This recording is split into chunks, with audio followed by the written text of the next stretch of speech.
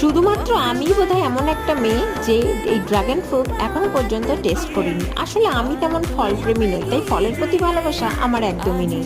হঠাৎ মেয়ে তার বাবার কাছে আবদার করে সে ড্রাগন ফ্রুট খাবে, এবং তার আবদার মেটাতেই আজকে বাড়িতে আনা এই ড্রাগন ফ্রুট। তো আমি এই ফার্স্ট টাইম এই ড্রাগন ফ্রুট দেখছি বলতে পারো, মানে হাতে নিয়ে, এবং এটাকে কাট করছি। আমি একটু টেনশনে ছিলাম যে কেমনভাবে এটাকে কাটবো।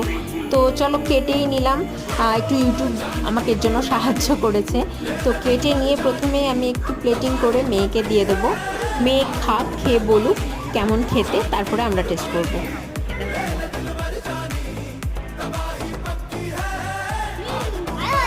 ভালো, কেমন খেতে? তো যাই হোক, ফল আনাটা সার্থক, যার জন্য এনেছিল তার খুবই ভালো লেগেছে।